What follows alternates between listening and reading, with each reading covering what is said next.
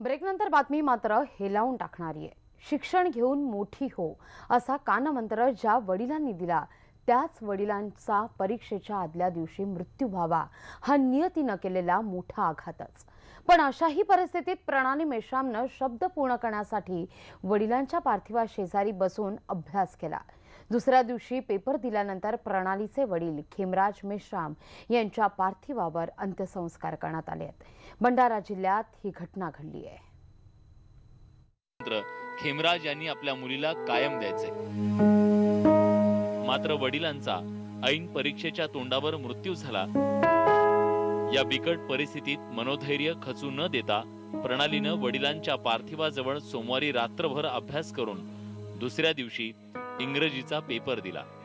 खेमराज यांच्या मृत्यूमुळे मेश्राम कुटुंबियांवर दुःखाचा डोंगर कोसळलाय।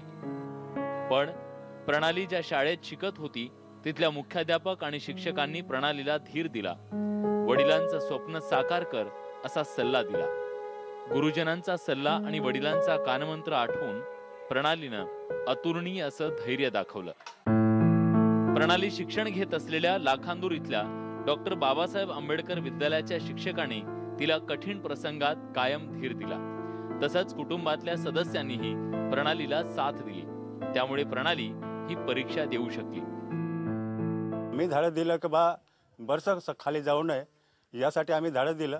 वडील गेले पण तू तरी आपलं समोरचं भवितव्य बघ यासाठी आम्ही त्यांना खूप हिंमत दिली आहे। आता एकंदर सांगायचं म्हणजे की बुवा आता वडील तर गेले पण आपल्या समोरचं भविष्य कसं होतील बुवा का करायचं आहे हा त्यांनी ध्येय धरून ते पेपर द्यायला गेली।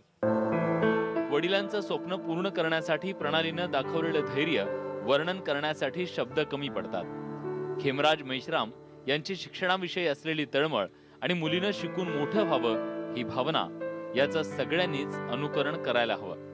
प्रवीण तांडेकर, न्यूज 18 लोकमत, भंडारा।